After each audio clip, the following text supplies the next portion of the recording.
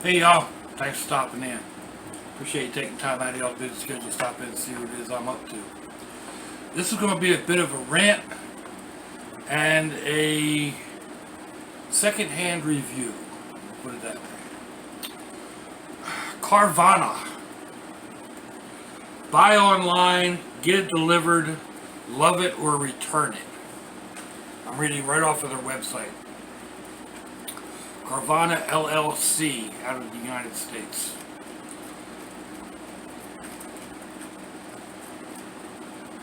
Carvana uses a vending machine type of facility. I'll put a short video of the local one in here.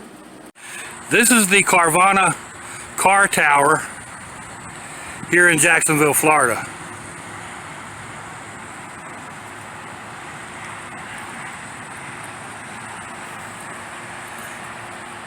You order your cars online, they ship them here, and you can either pick them up through this elevator, or they will deliver them to you on these trucks, and they will pick up your trade-in.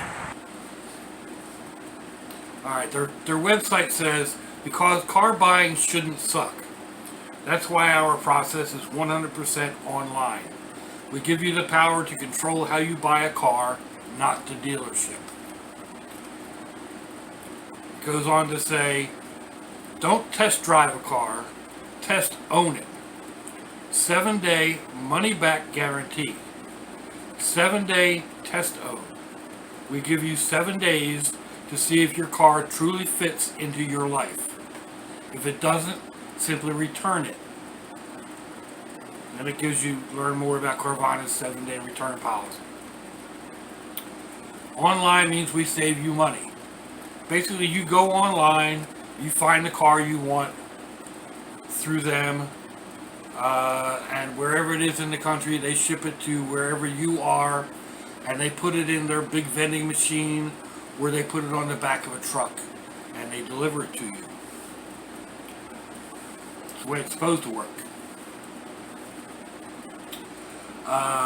They also, if you use your vehicle as a trade-in, they will supposedly keep your car in case you decide within those 7 days that you don't want the car you got.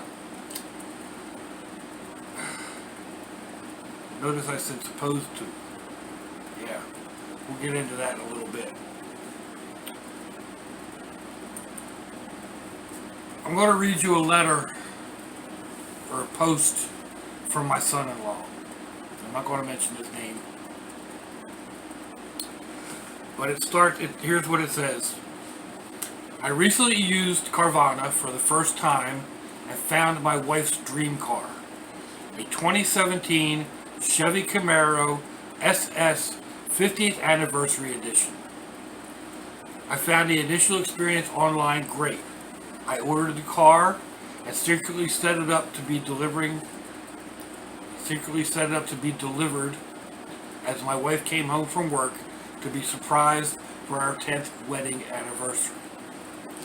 The plan was that Carvana delivers the new to them car on one of their trucks to their house, stops and rolls it off the truck and into the driveway. He went through great lengths to set this up so that his wife would be surprised by her new car.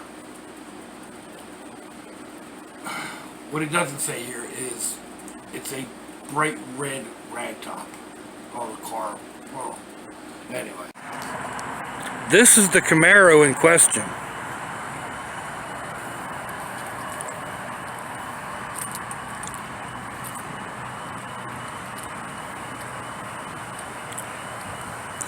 So Carvana has their car back.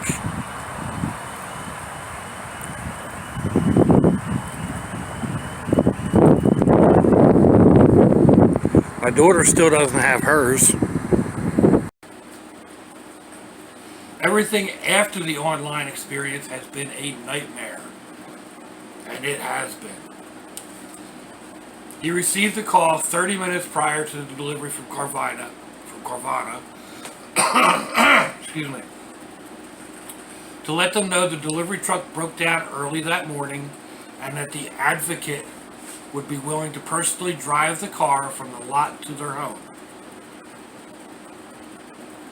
I was just out there. I saw 3 trucks.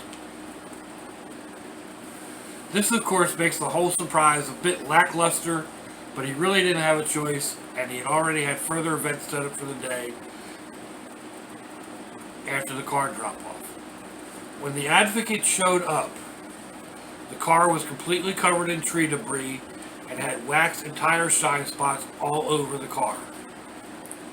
When he asked about what happened, the advocate simply said that they were in a hurry and that they have trees on the lot,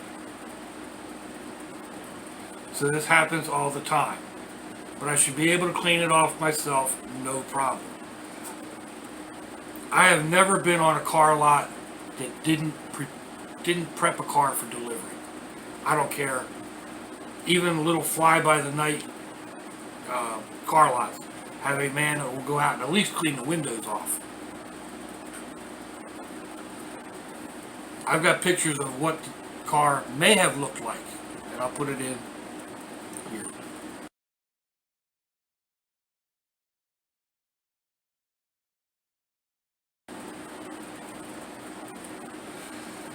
Once again, he shrugged it off as my daughter was already there and excited about her dream car actually being hers.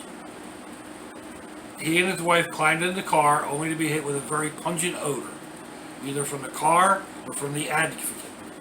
So they lowered the convertible top and let the car air out. He test drove the car and it performed really great, and they drove it back to their home. Once back in the driveway, we started to inspect the body, noticing a few issues at the front bumper. I started to see that the front bumper had been recently painted, badly, very badly, and had visible runs, bubbles, and areas where paint overspray was on all the trim and the headlights. It was, a mess.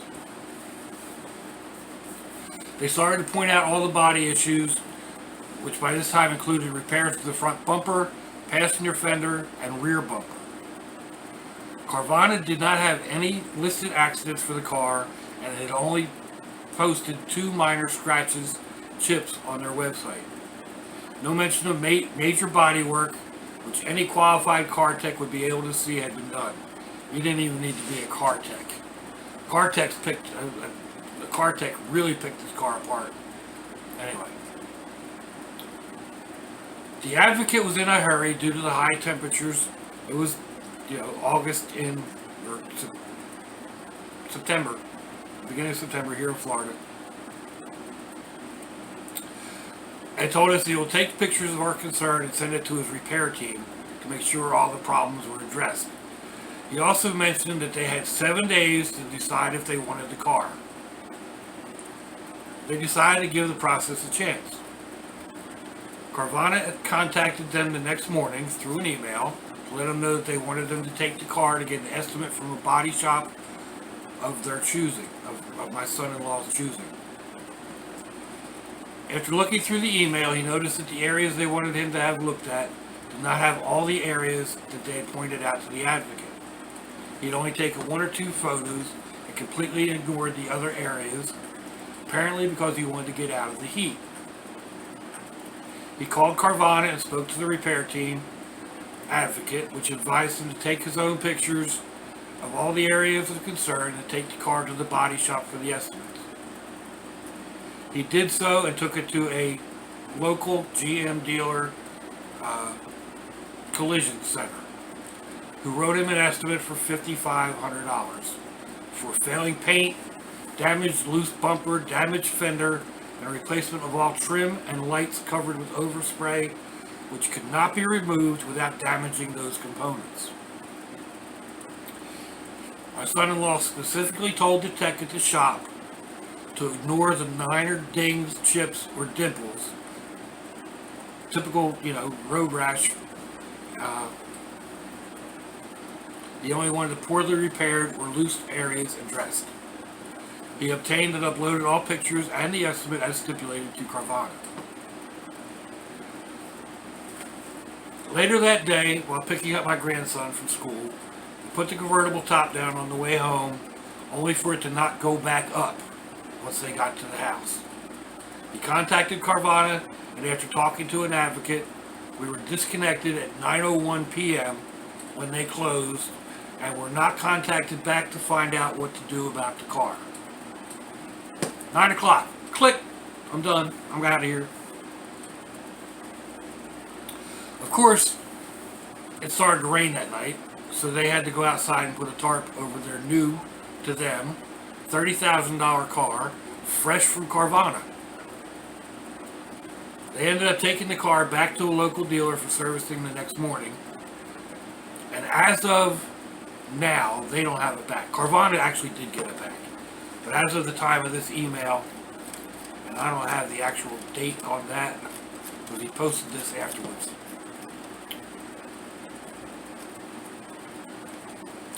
He contacted Carvana about the mechanical problems. They said that the dealership would take care of it.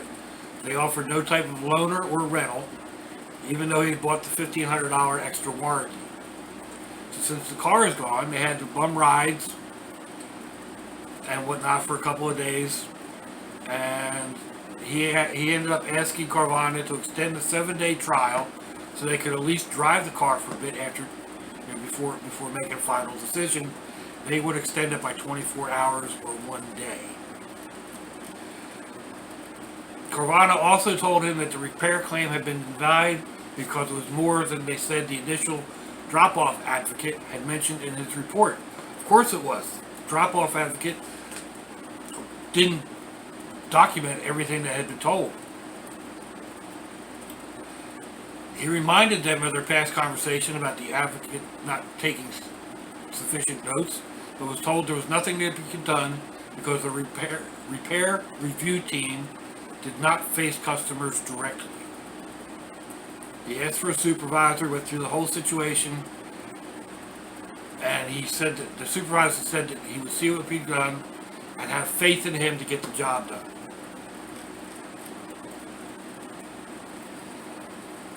The next day, the supervisor contacted him to say he had pushed the estimate through, and Carvana's warranty company would contact the body shop and go over the repairs. Shortly after that, the body shop let him know that the warranty company would not approve the recommended repairs, and Carvana then said he had to take the car to another body shop for a second opinion. He couldn't do that because the car was in the shop having the roof repaired. He goes on to say, of course that only works if I actually had the car, which is still at the dealership being repaired, and don't know when it will be returned.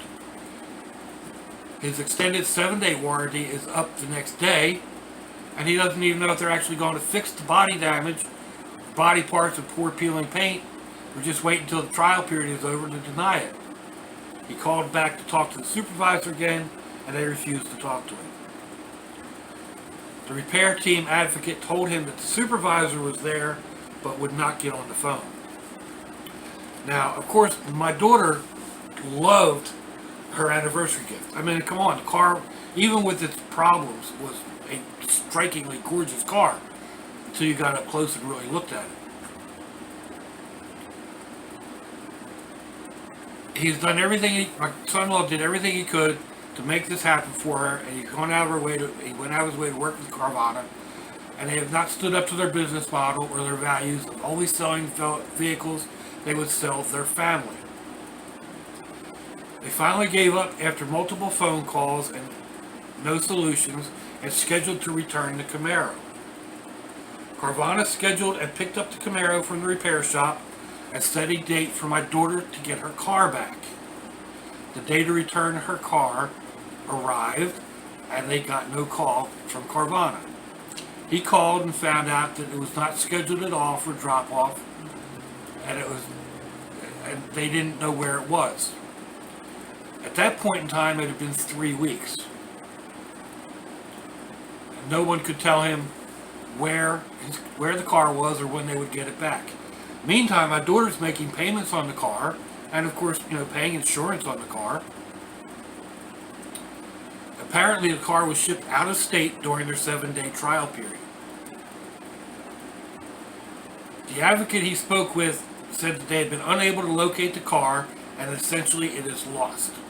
Now I talked to my daughter earlier today, and here it is. Tomorrow will be the last day of September. I'm not exactly sure when all this went on, but we're definitely going in 3 weeks.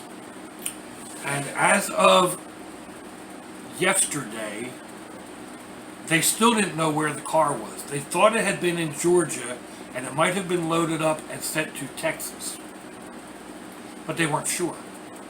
And they had no idea when my daughter would get her car back. Again, this is a car that she is paying for.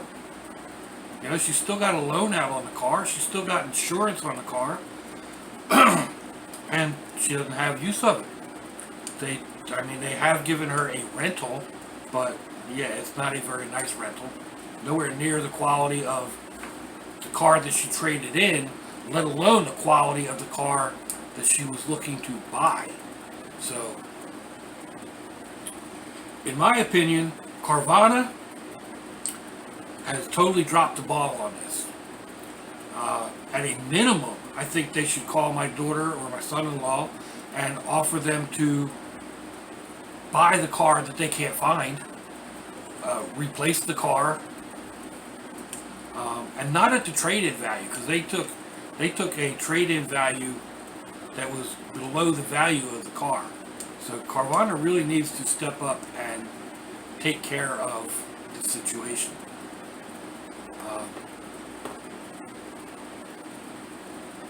Because it totally sucks. It really does. Anyway, I don't know how this is going to turn out.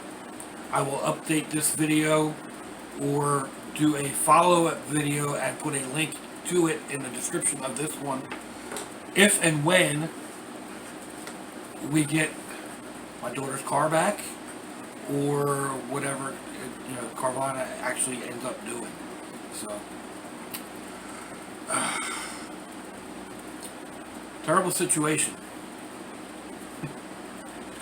Let me know what you think, folks. Give me a thumbs down or a thumbs up. Leave a comment wherever it is y'all leave comments on your internet access device of choice. If you'd like to share me around to your social media, that would be fandoculous. If you'd like to check me out on Facebook, Instagram, or Twitter, I'll have links in the description box wherever it happens to be on your device of choice. I'll also put links to, well, I don't really have any other videos like this, so, yeah. If your loved ones are nearby, give them a kiss and a hug. If they're not, give them a call. Tell them not to go to Carvana. Let them know you love them. Let them know you think about them. So I see y'all again. I hope you have a fandoculous day. Sláinte, y'all.